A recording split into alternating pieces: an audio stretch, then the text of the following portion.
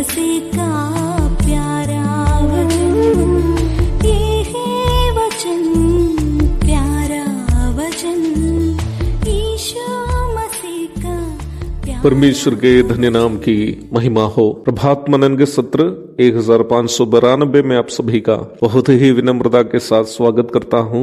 आइए आज के मनन के लिए हम पढ़ते हैं तीमुथियुस को भेजी गई दूसरी पत्री अध्याय 4 पद 8। भविष्य में मेरे लिए धर्म का वो मुकुट रखा हुआ है जिसे प्रभु जो धर्मी और न्यायी है मुझे उस दिन देगा, और मुझे ही नहीं वरन उन सबको भी जो उसके प्रकट होने को प्रिय जानते हैं। पिछले दिन हम ये मनन किए थे कि प्रेरित पौलुस ने विश्वास की रखवाली कैसे की है। प्रभु यीशु मसीह के आगमन के दरमियान अपना पाप से प्रदूषित शरीर प्रभु के पवित्र दास से परिपूर्ण शरीर के अनुरूप बदलने की प्रतीक्षा में प्रेरित पौलुस ने अपना शरीर के पापमय स्वभावों एवं भावुकताओं को नियंत्रण करते हुए एक पवित्र जीवन बिताने की कोशिश की। आगे पौलुस बता रहा है कि भविष्य में उनके लिए धर्म का वो मुकुट रखा हुआ है जिससे प्रभु उनको और अन्य सभी विश्वासियों को जो प्रभु का प्रकट होने को प्रिय जानता है उस दिन देगा। धर्म का मुकुट अथवा धार्मिकता का मुकुट, द क्राउन ऑफ राइचसनेस के बारे में सार्वजनिक रूप में बाइबल शिक्षकों के द्वारा इस प्रकार बताया जाता है कि यह मुकुट उन विश्वासियों को मिलता है जो प्रभु यीशु मसीह के दूसरे आगमन की प्रतीक्षा में जीवन बिताता है। ये प्रस्ताव गलत तो नहीं है परंतु स्पष्ट भी नहीं है। इस विषय पर आज कुछ बातें आपके साथ में बांटना चाहता हूँ। यीशु मसीह के दूसरे आगमन के 2 चरण के बारे में हमें वचन में देखने को मिलता है। प्रभु के दूसरे आगमन का प्रथम चरण को प्रभु के मध्याकाशीय आगमन अथवा रैप्चर कहते हैं। उस वक्त प्रभु संसार के लोगों के सामने अपने आप को प्रकट नहीं करेंगे। निम्न घटना के बारे में पहला थिस्सलुनीकी अध्याय 4 पद 16 एवं 17 पदों में हम देखते हैं। वहां हम ये देखते हैं कि प्रभु आप ही स्वर्ग से उतरेगा, तब हम जो जीवित और बचे रहेंगे जीवित हो उठे संतों के साथ बादलों पर उठा लिए जाएंगे कि हवा में प्रभु से मिले। ध्यान दीजिएगा, कलीसिया को लेने के लिए प्रभु जब आएंगे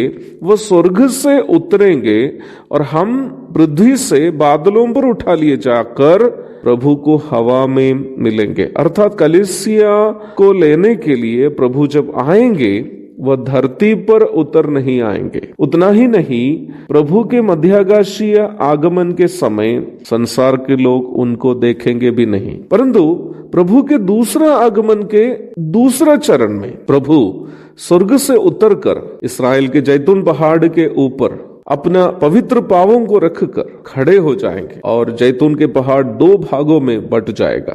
जकरिया नबी की पुस्तक अध्याय 14 पद 4। उस दिन पृथ्वी के सभी गोत्र के लोग उनको देखकर छाती पीटेंगे। मत्ती अध्याय 24 पद 30। बाइबल पंडितों के अनुसार प्रभु के दूसरा आगमन के प्रथम चरण और दूसरा चरण के बीच में 7 वर्षों का एक अंतर है। अर्थात कलीसिया धरती से उठा लिया जाने के बाद धरती पर 7 वर्षों का महासंकट काल होगा।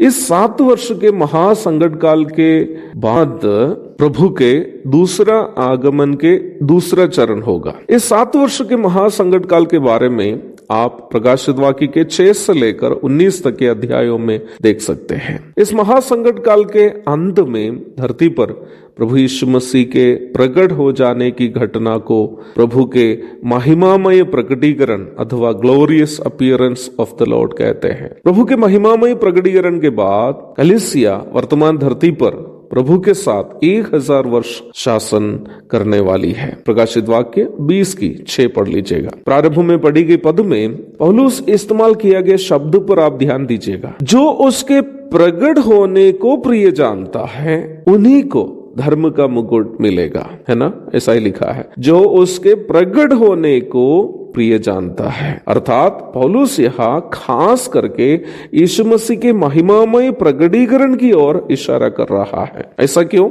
धर्म का मुकुट क्या है? क्यों ये मुकुट उन लोगों को ही मिलेगा जो प्रभु के महिमामय प्रकटीकरण की प्रतीक्षा करते हैं? आज उन सभी बातों को कहने के लिए समय नहीं रहने के कारण मैं सोचता हूँ कि इस विषय की चर्चा हम कल करेंगे। प्रभु दया करे, इन सभी प्रश्नों का उत्तर हम कल मनन करने की कोशिश करेंगे। तब तक के लिए आपसे विदा हो जाता हूँ। प्रभु आप सबको आशीष दे। आमीन।